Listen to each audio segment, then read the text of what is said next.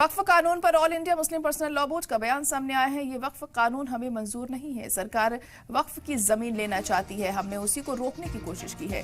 Supreme court से थोड़ी राहत मिली है। मुसलमानों से बिना पूछे कानून लाया गया है। सरकार को मुसलमानों से हमदर्दी नहीं है, मुस्लिमों की तबाही का काम कर रही है सरकार। तो all India Muslim personal law board ने ये बयान यहाँ पर ये जारी किया है और उनका साफ तौर पर कहना है कि सरकार नहीं चाहती है कि मुस्लिमों के साथ कुछ बेहतर हो। ये वक्फ कानून हमें मंजूर नहीं है। सरकार वक्फ की ज़मीन को हड़पना चाहती है और हमने उसे ही रोकने की कोशिश की है। सुप्रीम कोर्ट से थोड़ी राहत ज़रूर मिली है उनकी तरफ से, ये कहा गया। और मुसलमानों से बिना पूछे ही ये कानून लाया गया, तो उनके फेवर में कैसे ये कानून हो सकता है।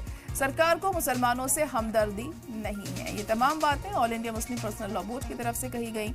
मुस्लिमों की तबाही का काम कर रही है सरकार, ये उन्होंने कहा।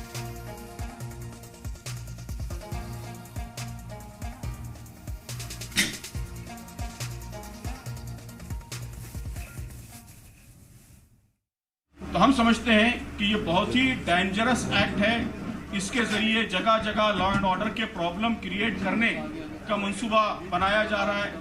जगह जगह डिस्प्यूट्स क्रिएट होंगे, जगह जगह लॉ एंड ऑर्डर के प्रॉब्लम्स क्रिएट होंगे।